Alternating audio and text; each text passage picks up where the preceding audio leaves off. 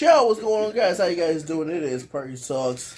Man, let me tell y'all, one of the hardest things I realize now is finding a good show that you like.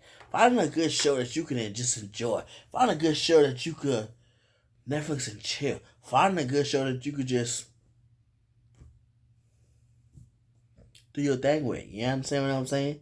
It is so difficult. Oh, y'all like that Batman mug? I like it too. But I'm gonna tell y'all about a show. It's a limited series.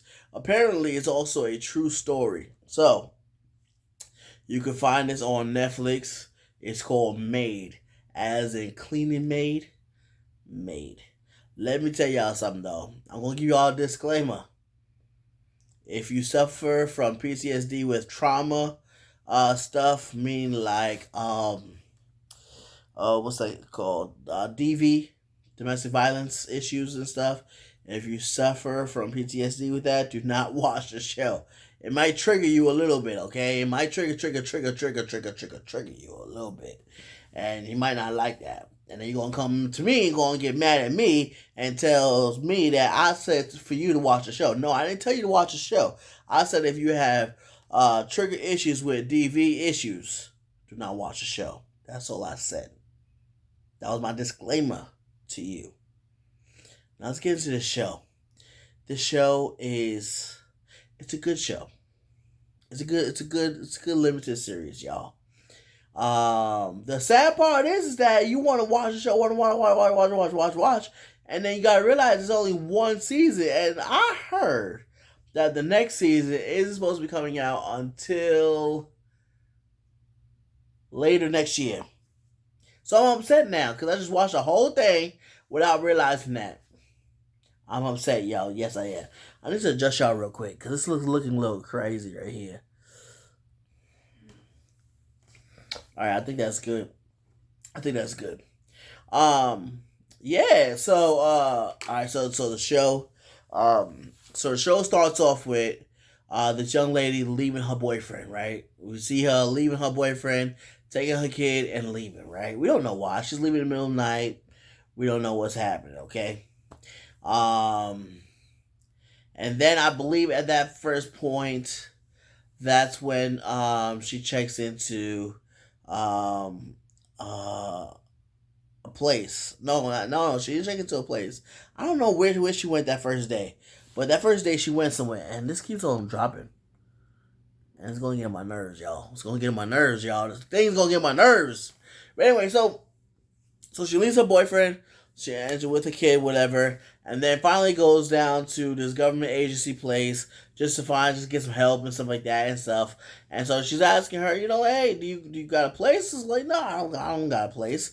And you got a job? No, I don't got a job. So now she starts to go into a DV housing place, a DV shelter, DVS. She goes into a DV shelter. And then after that, she goes to this place to get a job as a maid now. So this is why the show's called Maid. So now she gets a job as a maid, and it goes. So the show, it goes on and to go into this girl's life, and we on the outside, we looking in, we're like, man, that's great. She's getting out of the situation. She's getting out of the situation and stuff like that.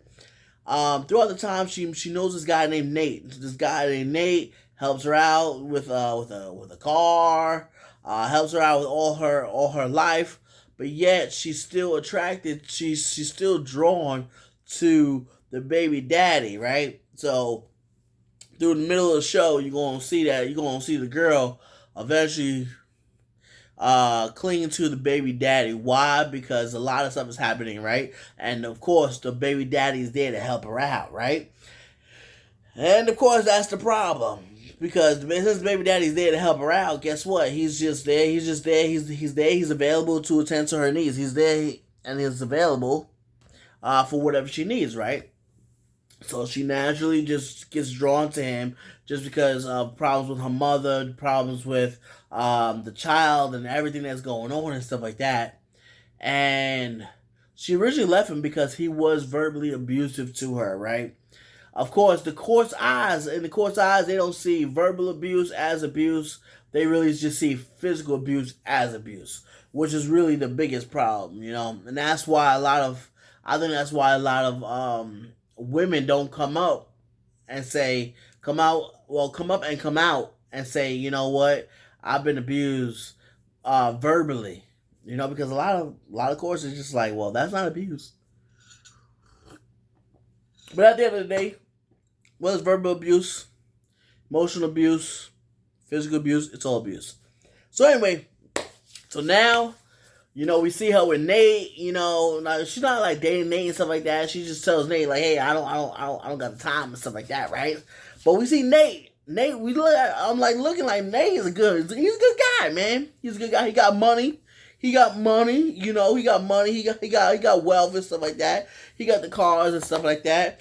He got the place. He has his own child and stuff like that. So we're like, all right, great. I'm loving Nate. You loving Nate? We loving Nate. All right, Nate is good.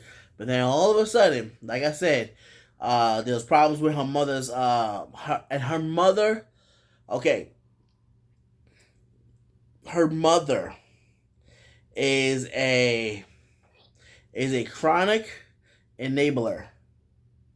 Or like a chronic person that's just like, dude, you're going to have to like disassociate yourself with this person. Like you're going to have to separate yourself from this person in order to get to where you want to get to. You're going to have to separate yourself from this person. And she's constantly trying to help her mom now, right? So now her mom has his house. And of course, she can't go to the house because it's rented from her mom's boyfriend now. Her mom's boyfriend tried to take over her mom's whole life and stuff like that. And so now the mother, so the girl's boyfriend,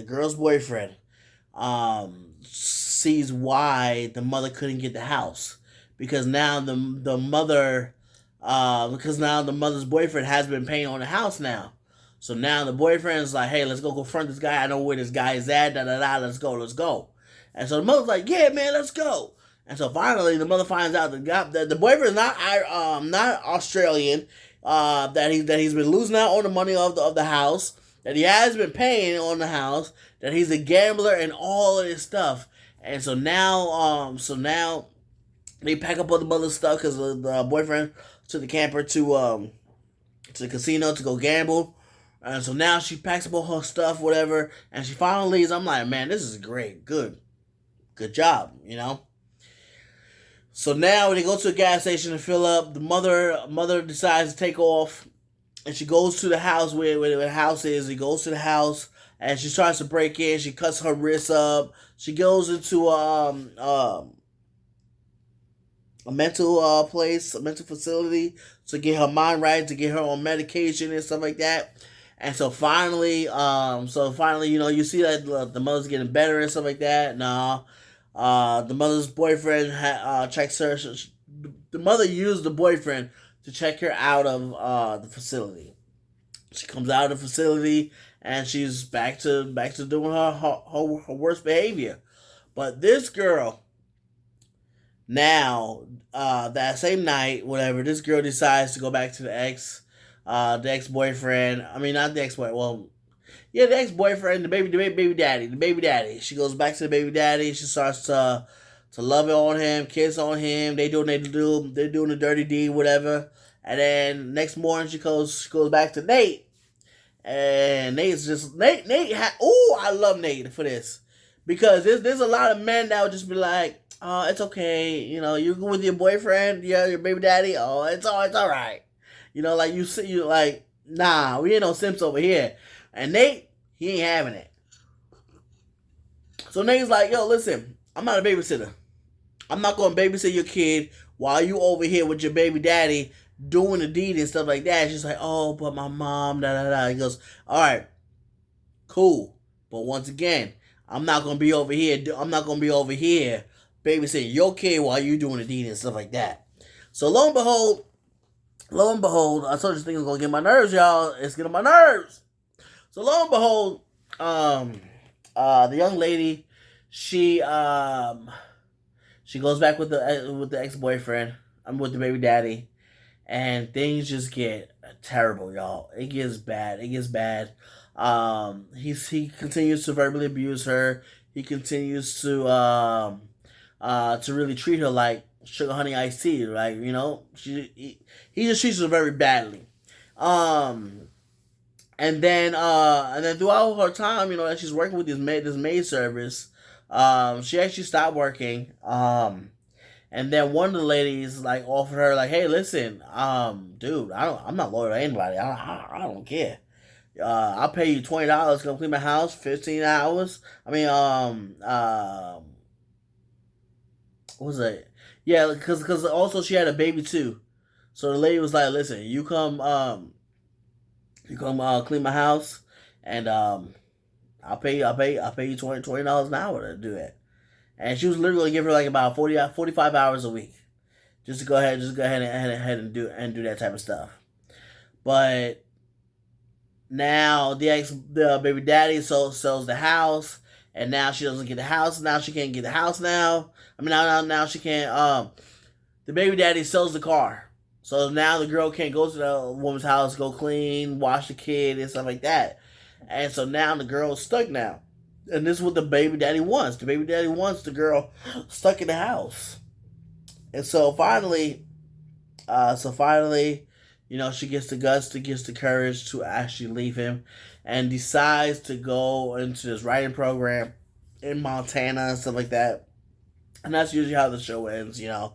The show ends with her actually going to Montana, you know. And so we're like, yo, good. That's good. We're happy for you, you know. So I will tell y'all that. I will tell y'all this. If you want a really good show to watch on Netflix, tune into Maid. MAID. Just like the clean house type of Maid. Tune into that show. That show is a really good show. It's gonna be one that you enjoy. I will say to be careful. There is one. I believe there's one sex scene in the movie. Of course, there's a lot of cursing, a lot of stuff. You're going to see a lot of enabling of bad behavior. You're going to see some domestic violence stuff. But overall, I would say that the show is a really good quality show. Top notch. You're going to like it, y'all. That's what I would definitely say when it comes to that, you know. So definitely go to Netflix and check out the show. They have a lot of limited series that usually goes on.